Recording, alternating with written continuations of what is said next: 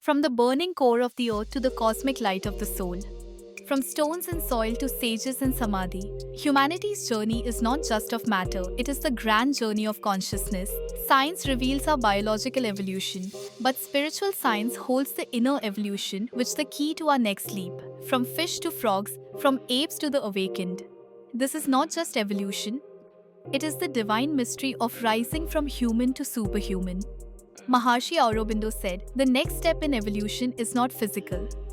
It is the birth of a Mahaāmanava, a being of light, of awareness, of limitless potential. Join us today as we explore the mystery of the journey to the superhuman age, from the stone age through divine evolution. Today's satsang topic is the mystery of the journey to the superhuman age, from the stone age through divine evolution. Darwin has done deep analysis on how human beings evolved from the Stone Age. Science too has extensively studied this subject and has tried to understand nature. But neither science nor the study of nature has ever truly attempted to explore the profound role of spirituality in this evolutionary journey. Yes, this evolution has occurred due to science and nature to some extent, but at its core, it is spiritual knowledge that has guided this transformation.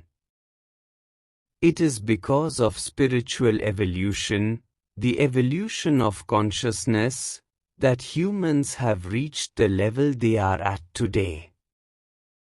If you observe from a scientific point of view, just 10 years ago, if we wanted to communicate with someone, we had to use a landline.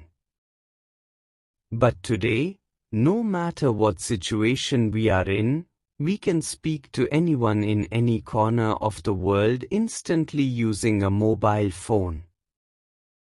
This has been made possible by the grand advancements of science.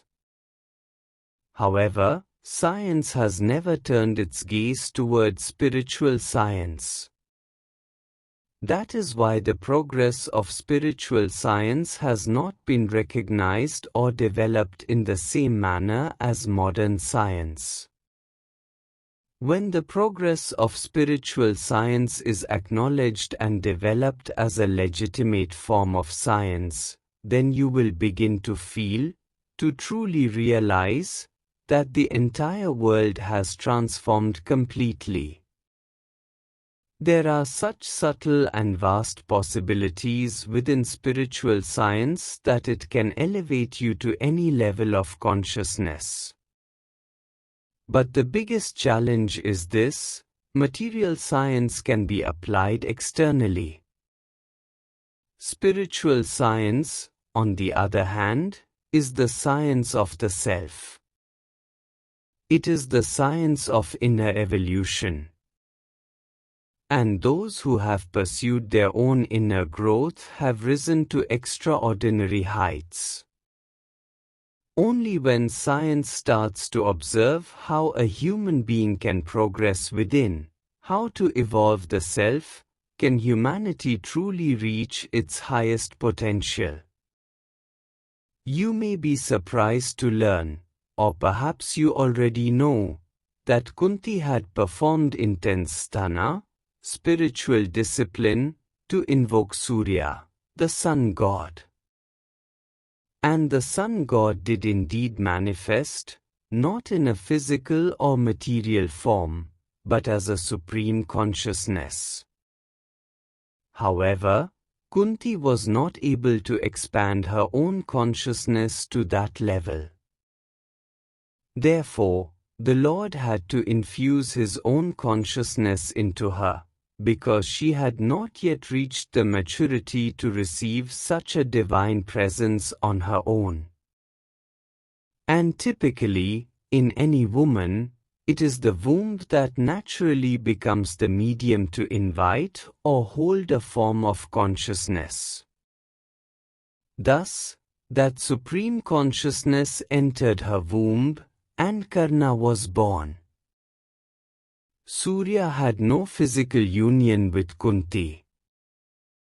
It was a conception purely through light, through the manifestation of consciousness in the womb.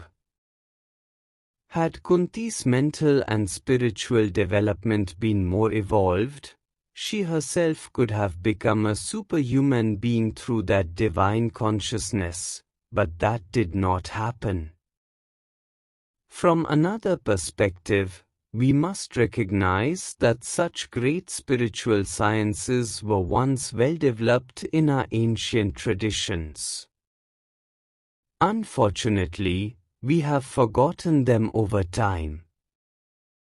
Now, step by step, we must revive this ancient spiritual science and bring it once again into the forefront of human progress. Don't go too far back. Even in the Mahabharata, we know that Satyavati's son was Vichitravirya. When he could not have children, Bhishma Pitama invited a great yogi, Maharshi Vedvyas. From his wife Ambalika, Pandu was born, and later Pandu had 5 sons from Kunti, Yudhishthir, Arjun, Bhim, Nakul, and Sahdev. But the son who was born from Ambalika, that is Pandu, was born when Bhishma Pitama had invited a divine being, Maharshi Vedvyas, a great divine soul, because it had become impossible for Vichitravirya to have children. So that great divine being manifested his consciousness, and through it, Pandu was born from Ambalika. His second wife was Ambika, and from her too a child was born, Dhritarashtra. Now the question is, why was Dhritarashtra born blind? The reason was that when the Maharshi Vedvyas was transmitting his consciousness into Ambika, she became very frightened and closed her eyes. She could not fully absorb or settle that supreme consciousness within herself. That is why Dhritarashtra was born blind. But suddenly, a servant named Parishrami, who served these queens, came in between, and with a feeling of joy, due to the Maharshi Vedvyas, the consciousness was also transmitted into her. She accepted it with a joyful heart, and thus Vidur was born. So the only reason I am sharing this episode is to show how elevated the progress of our consciousness was in those times, that even without physical union, the birth of an ideal child was possible. And we have forgotten that science today. As our evolution progresses into the age of the Mahaāmanava, the superhuman age, we will gain the capacity to go even beyond all this. For example, you know that 200 years ago, there were no airplanes. While delivering a sermon in church, a great preacher once said that it is impossible for a human being to fly in the sky. But you'll be surprised to know that the very person who said this had 2 sons, and within 50 years, those sons invented the airplane. And in his own lifetime, he witnessed humans flying. So, when it comes to evolution, nothing can be predicted with certainty. From the Stone Age until now, the evolution that has taken place has taken millions of years. But now, the evolution that is happening is advancing rapidly. If we go back to the Stone Age, the earth was originally a ball of fire. When it cooled down, it took the form of giant rocks and stones. What are rocks and stones? They are forms of condensed energy. Gradually, due to wind, storms, and collisions, these stones broke down into smaller particles and came into contact with water. In close contact with water, sand was formed. From sand came soil, and from soil came grass. Then came the formation of small microorganisms, and slowly, trees and plants began to evolve. Darwin explained this theory in great detail. Without going into that detail, I just want to say this. When plants came into existence, when flora appeared, we know that the roots of plants are embedded in the ground.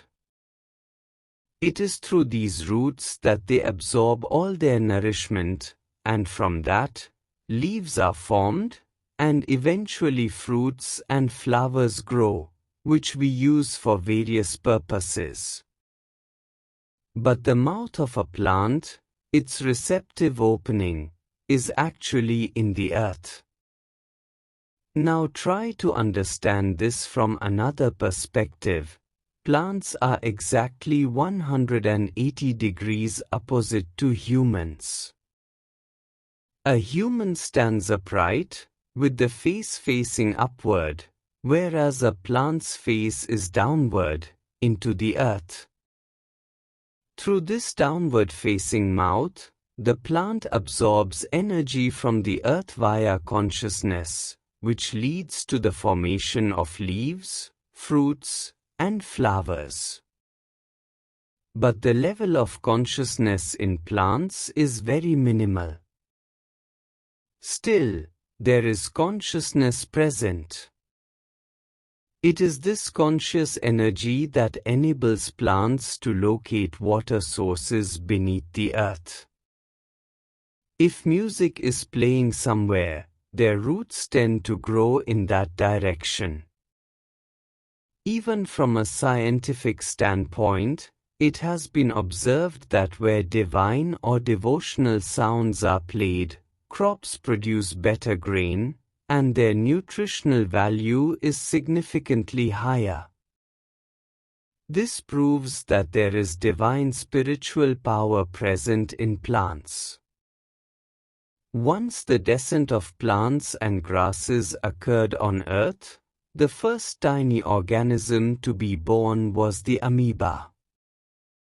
And gradually, through transformation and evolution, higher life forms began to emerge in the world. As a result, fish appeared in the water. Now, fish, which came after plants, are more evolved than vegetation. Spiritually speaking, observe this, the roots of plants are in the ground, whereas fish, whether small or large, live at the surface of the water. Their mouths are not inside the earth, they are positioned upward, above the ground. There is a 90-degree difference between the orientation of a plant's and a fish's mouth. This implies that the evolution of fish is far more advanced than that of plants. Fish can even leap. During high tide, caused by the pull of the moon, fish instinctively place their eggs on land to keep them safe. Then, when the tide recedes, they retrieve those eggs, and they develop into fish once returned to the water. Now, this kind of awareness can only exist because of the divine power present in them. How else would they know that if they lay their eggs in water, they won't develop properly? That is why, when the high waves come, and the sea pulls away from the land, fish go to those dry areas to lay their eggs. After about 15 days, when the waves subside, they come back and retrieve the eggs. So compared to plants, fish have a more evolved intelligence, because they live at the surface. Plants draw nourishment from within the earth, whereas fish are more mobile and surface-bound. They can even leap onto land. And from this transition to land, as Darwin proved, the next stage of evolution, the birth of frogs, began. And once frogs came into existence, the next in line were turtles, creatures capable of living both in water and on land. Gradually, as the need to consume plants arose, in times when there wasn't much fertilizer or nourishment, something interesting began to happen. On the trunks of certain trees or plants, sometimes transparent patches would appear, resembling glass stuck to the bark. But this wasn't actually glass, it was a transparent surface formed naturally. This surface was so attractive that insects and even small animals would get drawn toward it. Once they entered, the tree would close that transparent opening, trapping them inside and absorbing them. In this way, the tree would fulfill its nutritional needs. Even today, there are many such trees still found in the forests of Africa. So what I mean to say is that the divine has infused some form of consciousness into every being, whether plants or fish, so they could grow and evolve. Yet fish were more evolved than plants because they lived parallel to the surface of the land.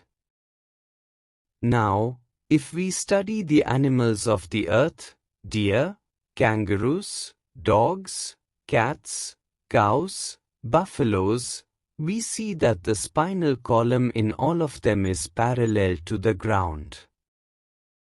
But their heads are positioned slightly above their backs. This upward positioning of the head indicates that the blood flow to the brain is slightly more directed upward, allowing some level of mental growth. That's why cows also exhibit some cognitive development. Monkeys, on the other hand, are able to sit upright with straight backs. Their evolution is even more advanced. And it is from monkeys that human beings eventually evolved. Even serpents, snakes, are capable of raising their spine upright. Any animal that can stand or raise its spine vertically indicates a higher level of evolution. The straighter the spinal posture, the more developed the consciousness. Now, take the giraffe. Its neck is so long, and it remains well above its body. This means that the development of its brain is comparatively greater. Dogs, for example, are commonly kept as pets. A dog can sit, its neck stays upright. It can be trained. So, when an animal learns to sit and stand upright, it means that it is nearing the stage of a human being. According to spiritual science, this is fundamentally the evolution of the spinal column. In plants, it is beneath the ground.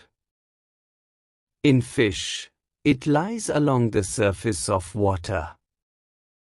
In animals, it is along the surface of the earth, but their heads rise slightly above, which allows for more advanced brain development. In monkeys, this development is even more significant. In terms of brain evolution, monkeys have progressed greatly. In Japan and other places, monkeys are even trained to work as waiters in restaurants because they can straighten their backs, maintain an upright posture, and their brains have developed enough to function like that. Going one step higher, we reach birds. The evolution of birds is many times greater. Birds dwell in the cosmos. They live with spiritual energy. They can fly in the sky. Their necks also remain above their backs. Do you know that in Bharatpur, when the winter season arrives, birds fly all the way from Tibet to Bharatpur, and when summer comes, they fly back to Tibet or Siberia, wherever they originate from. They are fully aware of changes in temperature and nature, because they live very close to nature, and now they are also quite close to human beings in terms of evolution. You all know that parrots can be trained in many ways. Because in birds, the neck is slightly elevated, their brain has developed more. That's why a parrot can speak words like Ram Ram. Those who have kept parrots at home know very well how many different kinds of phrases they can speak. They are also aware of what happens inside the house. Birds are so evolved that if you put fresh food outside, crows and kites will come and eat it. This clearly indicates that they are highly evolved creatures. After birds, slowly over hundreds of thousands of years, the human being evolved, originating from the monkey. Just as monkeys have tails, at one time, humans too had tails. But as man learned to keep his spinal column straight, the inner consciousness, which travels through the spine, began to reach the brain. And that is why the human head is positioned far above the stomach. The maximum strength, power, and energy reside in the stomach, because it is the stomach that digests food. In all other animals, the head is never far above the stomach. Only in humans is the head positioned well above the stomach, and energy flows upward only as needed. That is why, when you sleep at night, you keep a pillow under your head, so that excessive blood does not flow into the brain. Because if too much blood flows to the brain, it can lead to mental disturbances. Thus, nature has gradually evolved the human being, and this evolution has occurred primarily in the form of intelligence, consciousness, and awareness. And this evolution has reached a point where the human has come to understand the importance of breath in the body, where consciousness originates, and what role the mind plays in human life. Science has not yet been able to go beyond the mind. It has only worked on developing the mind.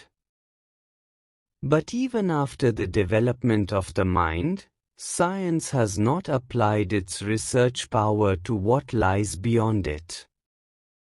In India, Maharshi Aurobindo, who established his ashram in Pondicherry, conducted deep research in this area and presented to the world that the future evolution of humanity will take place in the form of consciousness.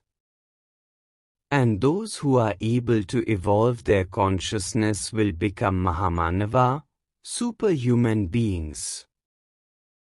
Just like I gave you the examples from the Mahabharata, Ambika, Dhritarashtra, Pandu, all of that was a manifestation of conscious evolution.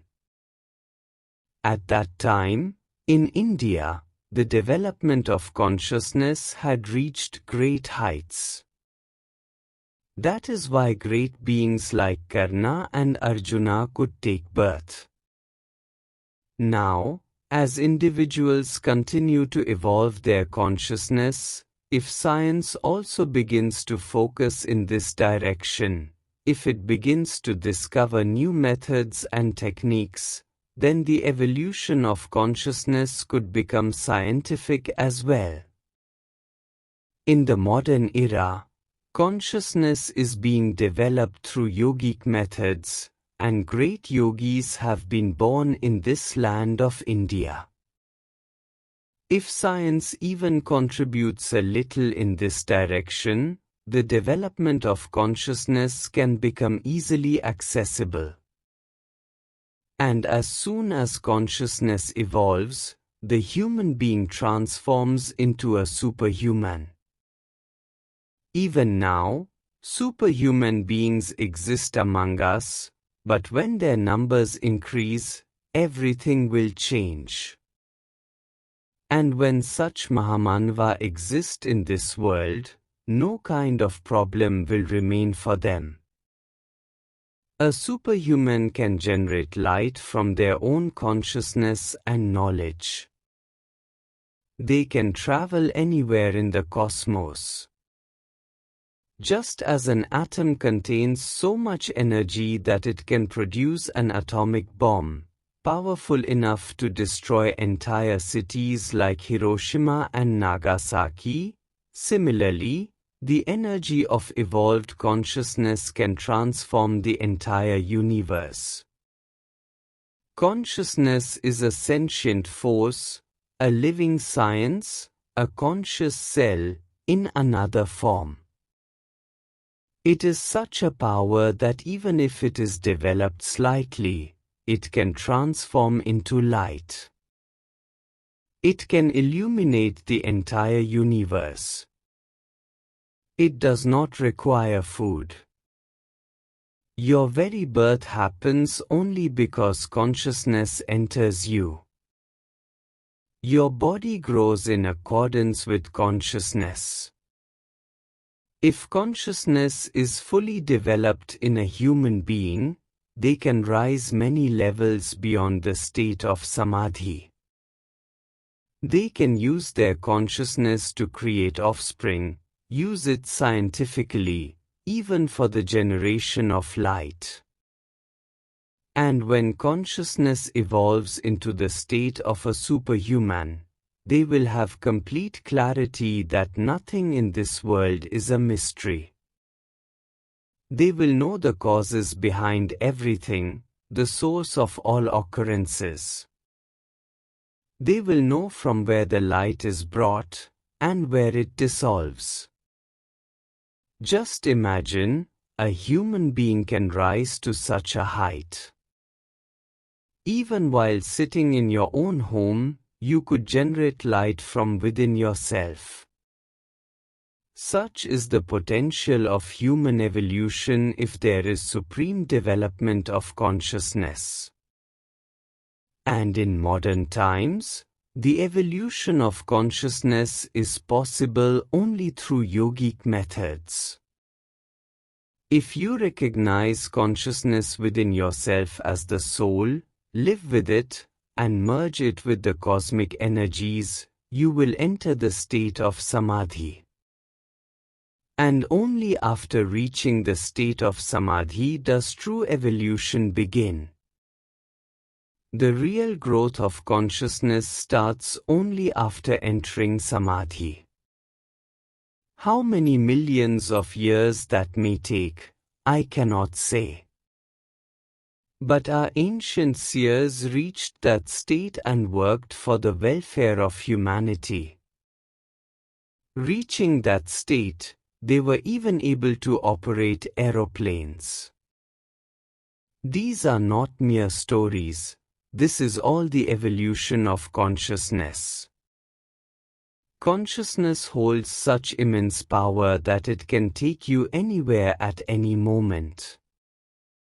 What we read as mythological tales or stories are, in reality, the great science of consciousness, the supreme evolution, because it is the science of the inner world, not material science.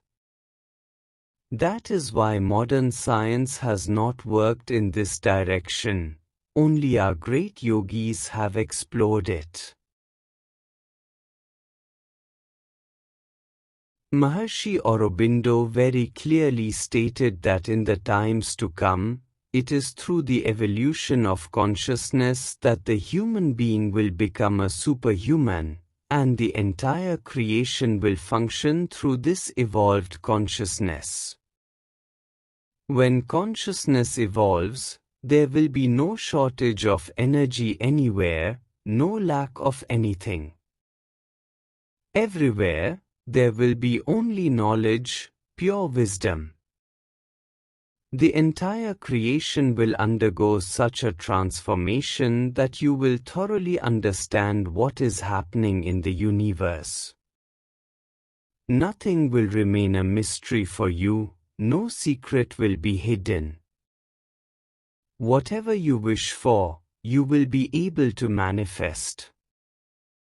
You will live exactly the kind of life you desire. Explaining that state in words is impossible. But if there is even a little evolution of consciousness within you, then you won't need to make any effort.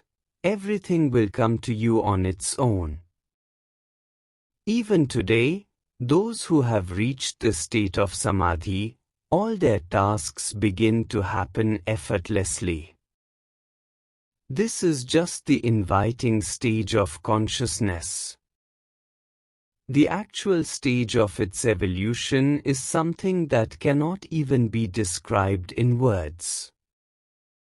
Now, all this is truly part of the conditions of human evolution, how we have moved from the Stone Age to the Human Age. But now, to move from the human stage to the superhuman age, material science is not required. What is truly needed is the evolution of consciousness. If a person who is currently progressing in the realm of consciousness may not become a superhuman in this very lifetime, but he will certainly touch great heights, where nothing remains a mystery to him.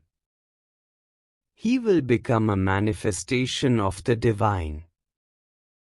Therefore, we must develop our consciousness so that we, too, can become a reflection of the divine. Thank you.